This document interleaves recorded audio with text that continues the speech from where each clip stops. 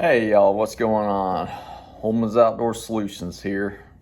This is going to be a video on me talking about my first couple hours use and impressions on the LT40 wide that I've gotten. I've posted a few videos of me running it. Well, really only one, my most recent one, if you'd like to go back and watch it if you're new to the channel. So originally I was a heavy equipment operator based business, doing forestry mulching, clearing, grading, stuff like that. Had an LT15 that I did some sawing on the side with. Didn't really get very much time to use it. I did, although, in nearly a 2-year span, put 130 hours on my LT15. It had the Kohler diesel engine option. It was a nice mill, and this is going to be a kind of a video also. If you have a small manual mill, me talking about the full hydraulic, the LT40, trying to convince you to get a bigger hydraulic mill like that. Night and day difference, huge game changer. But it's not suited for everyone. You need to work with what you need, your needs. If you're a hobbyist, stay with the LT15. It's much lower cost, lower maintenance, and the mill is constructed with a whole lot less components, a lot less to go wrong, so it's overall cheaper all the way around. So yeah, I had an LT15. Before that, I had an LX25, and now I'm at a LT40. So I don't know, maybe way on later down the road, I'll go up to LT70. Which Wood Miser right now is doing a sale until I think December 1st. They got like $7,000 something dollars off on the LT70 right now, which is crazy. I think originally it was like $86,000, and now it's like advertised at $78,000, something like that. So I mean, it'd be a great time to buy LT70 right now to get some savings. Anyways, to the main topic. Now I have 6, 7, 8 something hours on my LT40 now, and I can't express enough how much I love running that sawmill versus that LT15. The 15, I was trying to make production. I was killing myself. It's all manual, using the cant hook to roll the logs, fighting with the machine to get the logs loaded straight onto the mill bed, not being able to adjust the logs on the mill bed. Had to do just everything's manual. Having to, I could figure out how to do the adjustment crank for the up and down on the LT15, but gosh, just pushing buttons on that LT40 with the AccuSet 2 is just awesome. Saves you a lot of time. You don't have to guess. You don't have to sit there and think, maybe I need to go down 2 more notches to equate for blade curve like on that LT15. And maybe you're in a hurry and you spin the dial 2 times, and maybe 1 too many notches, and then you got to raise the blade back up to where you was, and it is night and day difference. AccuSet 2, or even a simple set if you got like a LT35.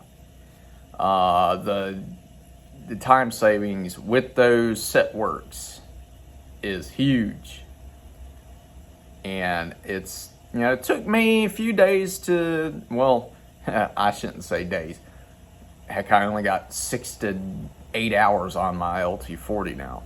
Took me a few hours from having zero knowledge on the AccuSet 2 to where I'm at now. I am very confident in running those set works now for the up, the manual, the down, the auto down, the auto up. I never use auto up really. and the pattern, which I've grown to like the pattern. At first, I was dead set on mainly using auto down. Now, it's kind of opposite. Now I'm really liking the pattern mode. So, yeah, use those set works to your advantage. Huge help. And obviously, the hydraulics. Going from the LT15 all manual, killing your back, all that stuff, to now having full hydraulics. And now you don't have to kill your back is awesome. Later down the road, it's like a, I think $600-700 something add-on for the board return for the LT40. I originally wanted that, it didn't come. I got a laser instead on the 40.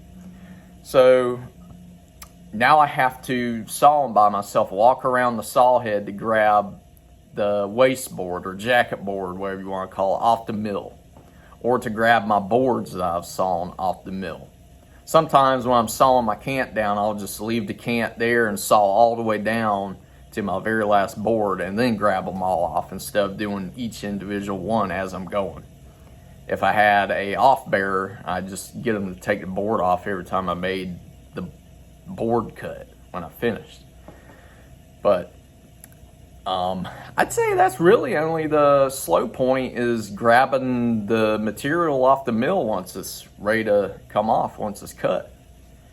And if I had that manual board return, I could pull my boards back or my slabs, whatever, and get it off. If I had like a transfer table behind me, just slide it on there real quick and adjust my head, and away I go for the next cut. But even without that, and doing it how I'm doing now, still a huge time saver versus that LT15. The lube miser, I absolutely love that thing. I tell you what, using my LT15 cutting pine, that LT15's, I could never get that thing dialed in right. I don't know what it was, but it's like the water would hit the blade and bounce right off. I could never get that thing dialed in perfectly. But with this lube miser on the 40, I got it set on number 6, intermediate spraying. You can do it wide open and have it continuous. But sawing pitchy pine, sappy pine, Dawn dish soap and water in that thing, and having it on number 6, I have zero issues now with pitch building up on the blades, the bands, the band wheel belts that the blade rides on. On that 15, I would have them falling off because the pitch would get built up. And I always figured it was probably a lube issue, and lo and behold, it was. That's why I love that lube miser. It sprays it on there, and it just keeps the blade clean, pitch-free. I would say it stays pitch-free probably 99%. There's a teeny little bit on there, but it gets the job done, and it stays going strong. So lube miser, I absolutely recommend it. The debarker, I love that thing too. It does help save on your blade life.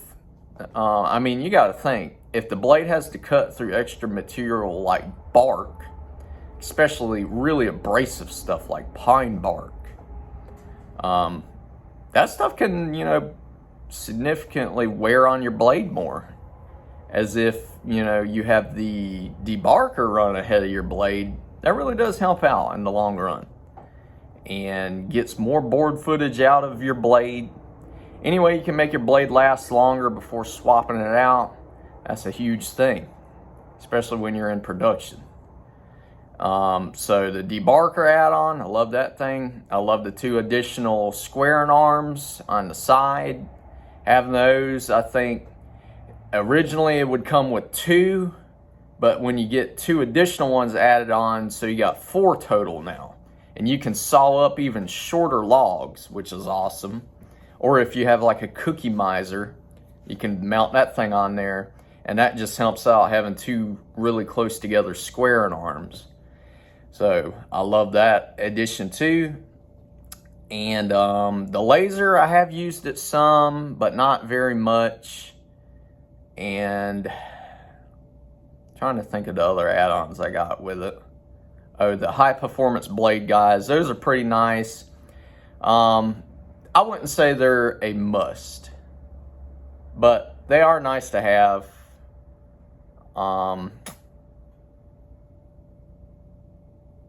Yeah, the 38 horse engine.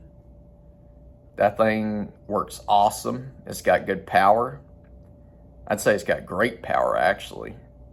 And I don't know, versus like a diesel engine, you got the emission stuff you got to deal with the Yanmar diesels that you can get for those mills, versus the old gasser engine. You don't have to worry about the emission stuff like the diesels have with it regenning. I'm pretty happy with the 38 horse Kohler, that EFI gasser. And I think that's really the only add-ons that I got to talk about. But to wrap this video up, it's starting to get long. I just want to say, if you have an all-manual mill from a LT or a LX 55 all the way up to a manual LT 35, if you got any mills in between that, and you're thinking about going to hydraulic, even if it's a LT35 full hydraulic, make the move to a full hydraulic. And that has set works. And if you can afford it, get like the add-ons that I've gotten with my mill. Huge game changer. They all add up into something that's awesome and productive. And I would say make the move if you can afford it. And of course, if you have the need for it. I mean, I wouldn't go out and make that purchase if you're just a hobbyist. I really don't, unless you just got money to spend. But if you're an actual business needing production, needing something that's going to get the job done and not break your back, kill yourself doing it all manually, definitely get a full hydraulic mill. At least get an LT35 hydraulic. If you can afford it, spend maybe $7,000 to $10,000 more dollars, get the LT40. And one last thing, the wide head. I do have that, but those come standard on the LT40 and up now, I believe. Get the wide head. That is one thing I might run into an issue with, though, is not being wide enough. Because I do have a few crotch logs that aren't going to fit on that mill unless I cut the edges off. I don't really want to do that because that takes away from the live edge. Maybe that's something they'll come out with maybe later on down the road.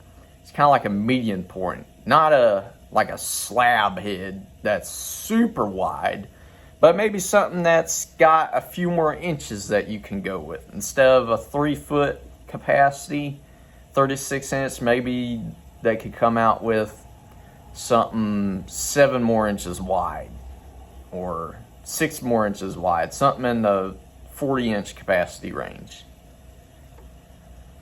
But anyways, wanting to wrap this video up, and I hope it was informative, and more videos to come of me sawing up logs on my LT40, so stay tuned.